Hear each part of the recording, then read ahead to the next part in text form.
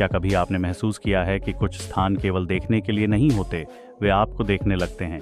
कुछ मंदिर केवल पूजा के लिए नहीं होते, वे आपको भीतर तक बदल देते हैं। और कुछ रहस्य ऐसे होते हैं जो सदियों तक बंद रहते हैं, क्योंकि हर आंख उन्हें देखने योग्य नहीं होती। आज की यह कहानी किसी अफवाह की नहीं, किसी डर फैलाने वाली कल्पना की नहीं, बल्कि आस्था, समय और संतुलन की उस शक्ति की है जिसे त्र्यंबकेश्वर कहा जाता है। महाराष्ट्र के नासिक जिले में ब्रह्मगिरी पर्वत की गोद में बसा त्र्यंबकेश्वर ज्योतिर्लिंग केवल एक धार्मिक स्थल नहीं है, यह वह बिंदु है जहां समय झुकता है, जहां शिव किसी एक रूप में नहीं बल्कि संपूर्ण ब्रह्मांड के संतुलन के रूप में विराजमान है। यही कारण है कि 12 ज्योतिर्लिंगों में इसे सबसे रहस्यमयी, सबसे संयमित और सबसे गूढ़ माना जाता है। यहाँ शिव केवल लिंग रूप में नहीं पूजे जाते, यहाँ शिव स्वयं समय बनकर उपस्थित हैं। कहा जाता है कि त्र्यंबकेश्वर में एक ही ज्योतिर्लिंग में ब्रह्मा, विष्णु और महेश तीनों का वास है। सृष्टि, पालन और संहार तीनों शक्तियां एक ही केंद्र में। यही कारण है कि यह स्थान केवल भक्ति का नहीं बल्कि संतुलन का केंद्र माना गया है। ब्रह्मगिरी पर्वत, जहां से गोदावरी नदी का जन्म हुआ, वही गोदावरी जिसे दक्षिण की गंगा कहा जाता है। मान्यता है कि जब आर्षि गौतम के आश्रम में अकाल पड़ा, जब जल की एक एक बूंद जीवन और मृत्यु का अंतर बन गई, तब उन्होंने कठोर तपस्या की। शिव प्रसन्न हुए और अपनी जटाओं से करुणा प्रवाहित की। वह करुणा ही गोदावरी बनी। इसलिए गोदावरी केवल नदी नहीं, वह शिव की जीवित कृपा है। त्र्यंबकेश्वर का इतिहास कुछ 100 वर्षों का नहीं है। इसके संदर्भ वेदों में मिलते हैं, पुराणों में मिलते हैं। हर पत्थर, हर दीवार, हर श्वास जैसे कोई रहस्य अपने भीतर छुपाए बैठी है। यहाँ का शिवलिंग भी साधारण नहीं है। अन्य ज्योतिर्लिंगों में जहाँ शिव एक स्वरूप में पूजे जाते हैं, वहीं त्र्यंबकेश्वर में 3 मुख माने जाते हैं, ब्रह्मा, विष्णु और महेश। इसी कारण इस शिवलिंग को अधिकांश समय खुला नहीं रखा जाता, इसे चांदी के आवरण से ढका जाता है। मान्यता है कि इस ज्योतिर्लिंग की ऊर्जा इतनी प्रचंड है कि यदि यह सदैव अनावृत रहे तो सामान्य मानव शरीर और मन उसे सहन नहीं कर पाएगा। यहाँ शिव संयम में पूजे जाते हैं। आज जो मंदिर दिखाई देता है, उसका पुनर्निर्माण 18वीं शताब्दी में मराठा शासक नाना साहेब पेशवा ने करवाया था। लेकिन यह निर्माण केवल भक्ति का परिणाम नहीं था, यह सत्ता, स्थिरता और निर्णय का केंद्र भी था। मान्यता थी कि जब तक त्र्यंबकेश्वर शांत है, राज्य सुरक्षित रहेगा। युद्ध से पहले मराठा सेनापति यहाँ विशेष पूजा कराते थे। त्र्यंबकेश्वर को पितृकर्मों के लिए भी सबसे पवित्र स्थलों में गिना जाता है। कहा जाता है कि यहाँ विधि विधान से किया गया पिंडदान 7 पीढ़ियों तक पूर्वजों को शांति देता है। इसलिए देश विदेश से लोग यहाँ आते हैं। यह स्थान जीवन और मृत्यु के बीच का सेतु माना जाता है। लेकिन अब बात उस रहस्य की जो ऊपर नहीं, नीचे सांस लेता है, उस तहखाने की जिसके बारे में बहुत कम लोग जानते हैं।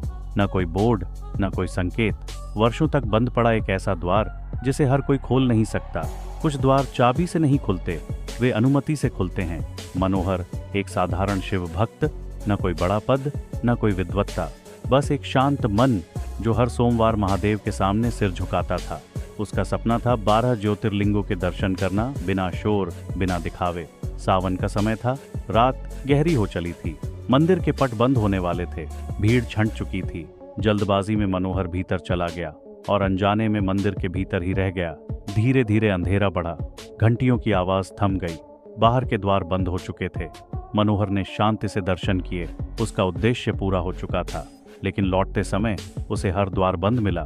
वह रास्ता खोजने लगा। तभी वह मंदिर के एक ऐसे हिस्से में पहुंचा जहां आम लोग नहीं जाते। सीढ़ियां नीचे की ओर जाती थीं, ठंडी हवा बह रही थी।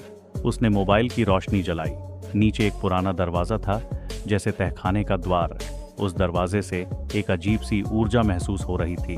उसने छूने की कोशिश की और जरा से स्पर्श से वह द्वार खुल गया।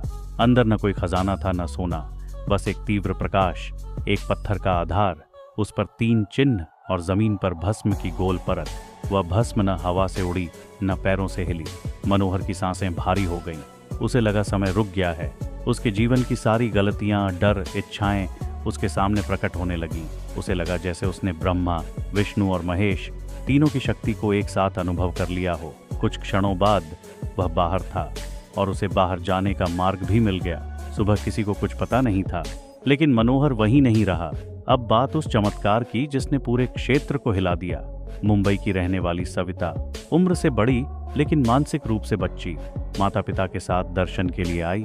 सावन की भीड़ में बिछड़ गई। रात गहरी थी, बारिश हो रही थी। ब्रह्मगिरी पर्वत की एक अर्ध छुपी गुफा की ओर वह बढ़ती चली गई।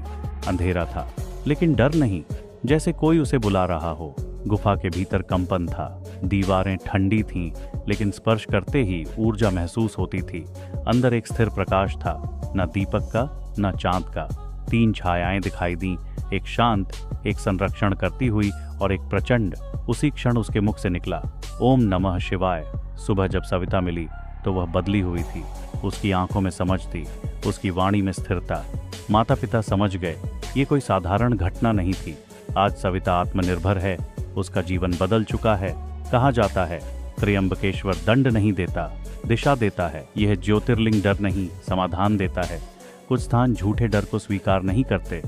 त्र्यंबकेश्वर उन्हीं में से एक है। तो सोचिए, क्या यह केवल मंदिर है या समय का द्वार? हर हर महादेव।